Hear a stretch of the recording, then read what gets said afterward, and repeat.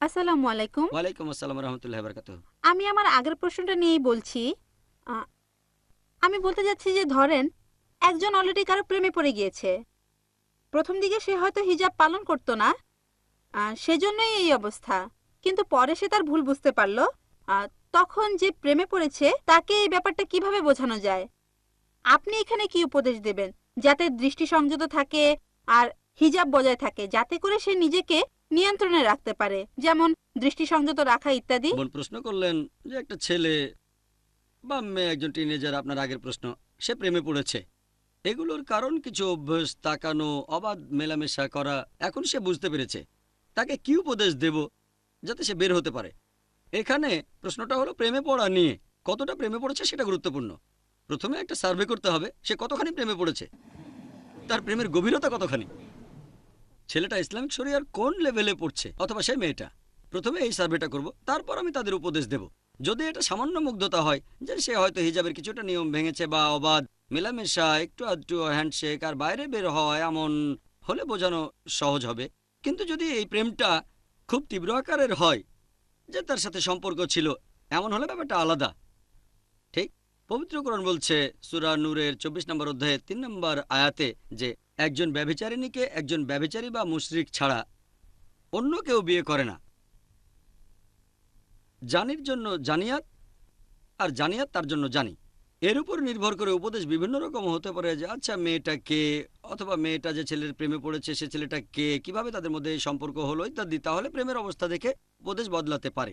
যদি এটা তীব্র হয় তাহলে প্রথমে আমি দেখব সেই ছেলে অথবা মেয়ের মানসিক অবস্থার উন্নতি হয়েছে কিনা, আর অন্যদিকে যে মেয়েটা বা ছেলেটা তার মানসিক অবস্থাটা কেমন বোঝানোর চেষ্টা করব। আর দুজনেই যদি সরল পথে চলে আসে কোনো সমস্যা নেই। যদি দুজনেই সরল পথে চলে আসে, দুজনেই তাদের ভুল বুঝতে পারে, কোরআন হাদিস মেনে চলতে রাজি থাকে, আমি বলবো বিয়ে করে ফেলো। ঠিক, তাহলে তো কোরআনের আয়াতটা মানা হলো। দুজনেই আগে গুনাহ করেছে আর দুজনেই অনুতপ্ত। যদি তাদের মধ্যে গভীর সম্পর্ক তৈরি না হয় তখন বলা যেতে পারে এটা আসলে মুগ্ধতা, এটা ঠিক হয়নি, এটা থেকে দূরে থাকো। এছাড়াও বলবো ইসলাম ধর্মের কাছাকাছি চলে আসেন, পবিত্র কোরআন পড়েন, বলবো বিভিন্ন ইসলামিক লেকচার দেখেন। এখানে একটা গুরুত্বপূর্ণ ব্যাপার হলো দৃষ্টি নিচু করা।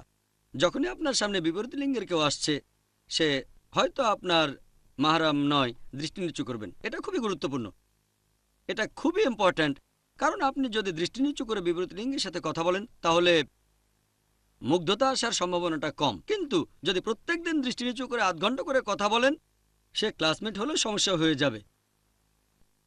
মাথা নিচু করে কথা বলাটা কয়েকদিন চললে মুগ্ধতা আসতে পারে, এরকম। তাই অপ্রয়োজনে বিপরীত লিঙ্গের সাথে কথা না বলাটাই বেশি ভালো। কি খবর, কোথায় যাচ্ছ? বাইরে গিয়েছিলাম। ও, আমি গিয়েছিলাম সিঙ্গাপুরে ছুটি কাটাতে। কেমন কাটালে? খুব ভালো। শেষ কোন সিনেমাটা দেখেছো?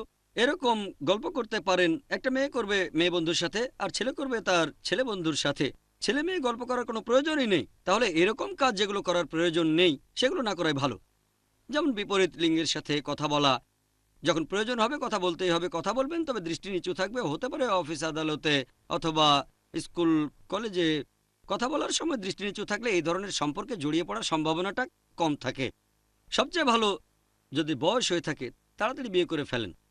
আগেও বলেছি, আমাদের নবীজি সাল্লাল্লাহু আলাইহি সাল্লাম বলেছেন, এই হাদিসটা আছে সহিহ বুখারীতে 7 নম্বর খণ্ড, বুক অব নিকা, 3 নম্বর অধ্যায়ের 4 নম্বর হাদিস, হে যুবক যুবতীরা, তোমাদের মধ্যে যাদের বিয়ে করার সামর্থ্য আছে তারা বিয়ে করে ফেলো, যাতে শালীনতা রক্ষা করা যায়। সবচেয়ে ভালো তাড়াতাড়ি বিয়ে। যদি তাড়াতাড়ি বিয়ে করেন সেটা ভালো, তাহলে বিপথে চলে যাওয়ার সম্ভাবনা কম। এতে কোরআন এবং সুন্নাহর পথে থাকাও সহজ হবে। এছাড়াও অনেক উপকারিতা আছে।